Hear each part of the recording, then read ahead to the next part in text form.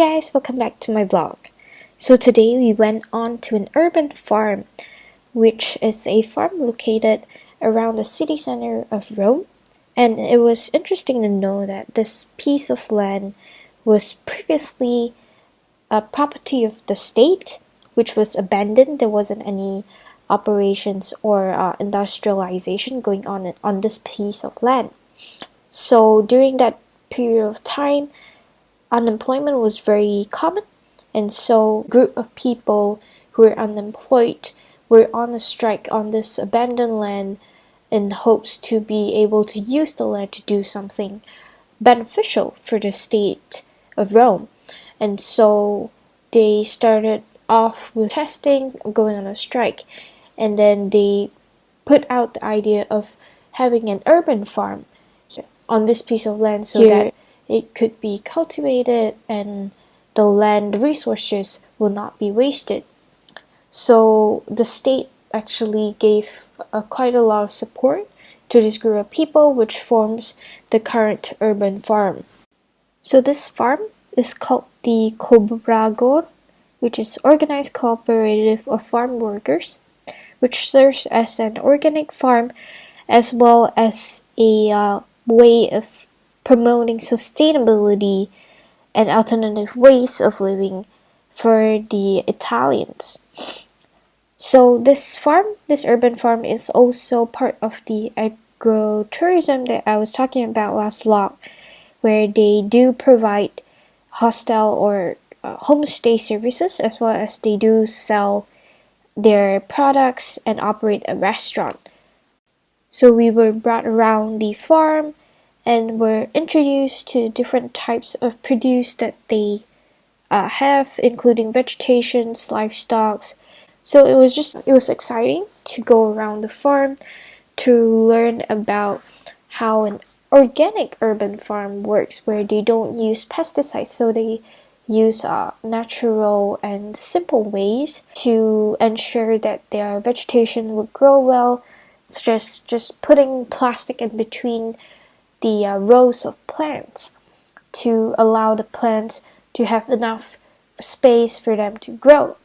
So that was really interesting, and I just felt that they really pay attention to using everything that they can find in their farm, where sometimes wild vegetables would grow around their farm, and they would use those wild vegetables as well to cook.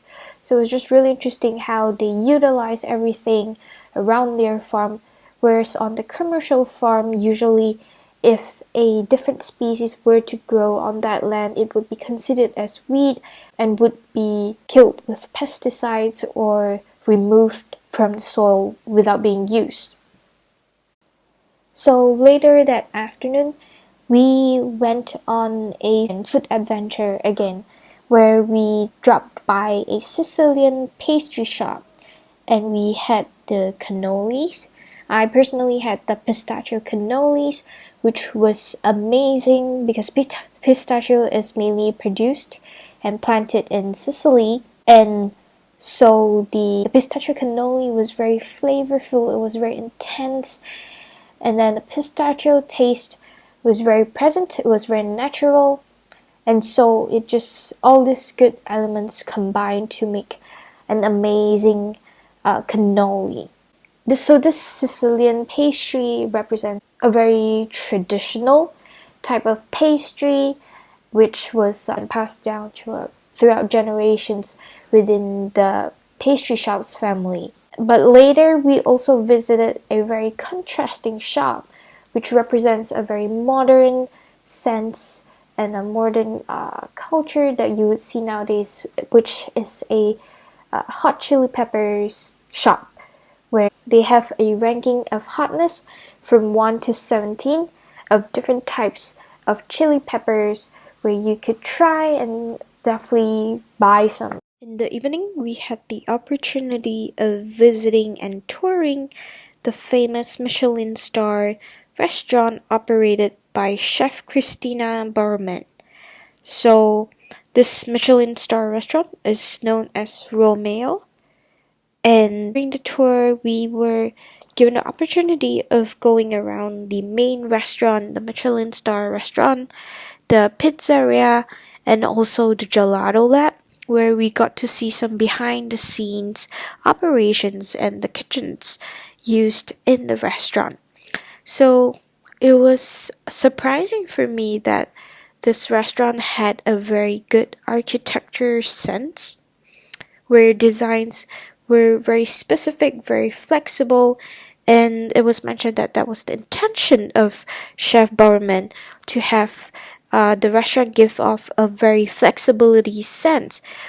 And there is also an area that was designated to hold events. So it was really interesting how a restaurant could branch out into so many areas that differs from their main operation, which is to operate a restaurant. We also had dinner there at the pizzeria known as Napoletana Pizzeria, and it was amazing because we got to try two different types of pizzas. One is the pizza Romana, and the second one is pizza Napoletana. So it's two types of pizza. One has a thinner crust and one has a thicker crust. The Roman style pizza has a thinner crust, whereas the Napolitan pizza had a thicker crust, a puffier crust. So it was amazing. We had four different types of pizzas, which was overwhelming because it was more than expected, but it was also still very amazing. The ingredients used were definitely of a certain quality, which enhanced the taste of the pizza itself.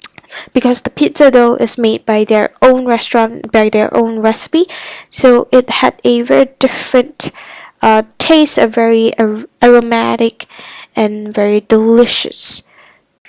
During that evening, we also visited the Italy, which is a market model that promotes high quality traditional Italian food products that are sold and also often studied at Italy. So most of the products that was offered will promote slow food, promotes organic. So it is a platform to get high quality food out to the public and not just to a certain privileged group of people.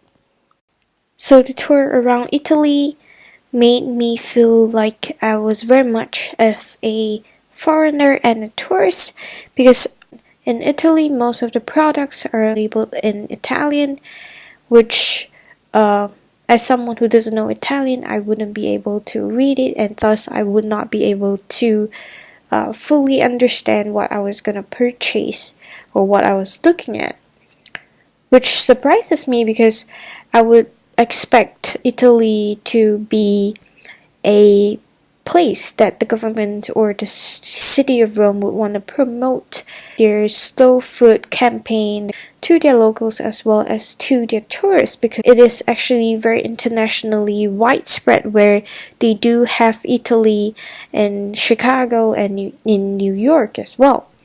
So it was definitely very surprising for me to learn that all the labels and all around Italy is in Italian, which does not create a good atmosphere for tourists to come and do some grocery shoppings as well.